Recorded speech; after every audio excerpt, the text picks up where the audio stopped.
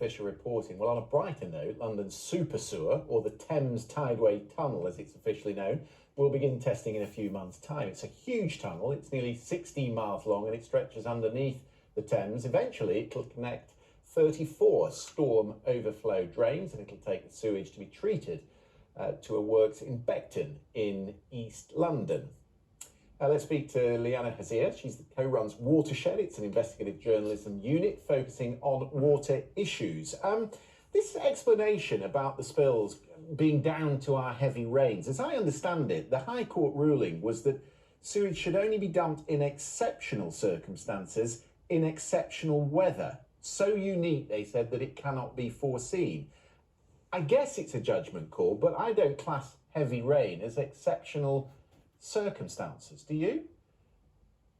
I mean, it is legal for water companies to release in those rare circumstances of heavy rain, like you said. And this is what, the UK water, the industry body, blames for the increase in spills last year. But what we've all found out really over time is that water companies are not just releasing sewage in times of heavy rain. I mean, a BBC investigation found that in 2022, 3 water companies released sewage for 3,500 hours in dry weather, which does suggest that dumps were illegal. So the revelations from the data today over those huge, doubling of increase in hours of spills is really going to put pressure on the water industry and on government. Some activists are already calling for an immediate investigation by the regulators because, the numbers are just enormous. I mean, 3.6 million hours. Which, as I said, double than the year before. So if we look at Thames Water, for example, that increased by 50,000 hours and spills increased by 302. And actually, United Utilities in the northwest looks like it's the worst offender with the highest number of spills, which are, wait for it, 97,537. So it's Anglia Water had the biggest increase in the number of spills in the figures I looked at, and rainfall in East Anglia was below the UK average. So that sort of backs up what you're saying. I mean, everyone seems to accept that historically there have been problems and not enough investment. But do you think things are heading in the right direction? I mean, obviously, your report mentioned the super sewer, this 16-mile-long pipe, which is essentially going to act like a giant storage tank to divert, waste from 34 sewage outflows from the River Thames, which, we have seen over the years becoming really like an open sewer. I myself have stood on those island of wet wipes and sanitary towels on its banks, and it is just horrible. So the super sewer is going to hold about 600 Olympic-sized swimming pools, and that will get treated. But it's not going to be a silver bullet. There will be times when it's going to reach capacity, and if the treatment works are also at capacity, we are going to see sewage spills.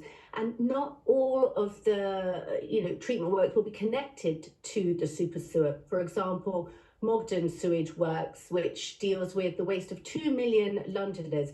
So I looked into that a couple of years ago and found that in 2020, they released the equivalent of 800 Olympic swimming pools of sewage in just 2 days. So the amount of sewage that we're dealing with is absolutely huge. And, there is going to be investment by Thames Water. Well, the companies say it'll be triple the rate that it is now, and that it would cut spills by 40% by 2030, which in one sense is good news, but that means we're still going to have 60% of the spills that we currently have.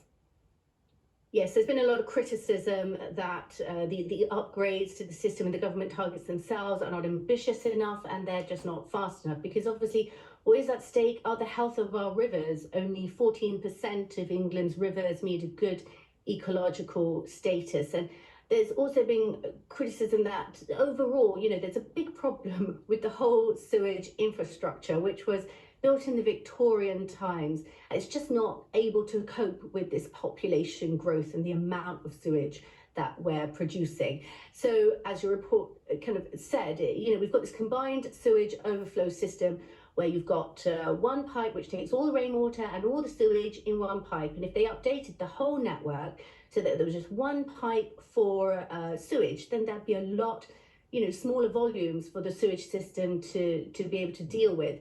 And there's also a lack of investment, I think, in nature-based solutions. Yeah.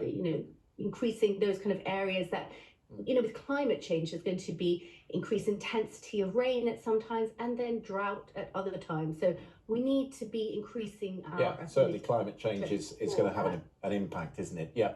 Leana Hosea, thank you very much for coming on the program. Good to talk to you.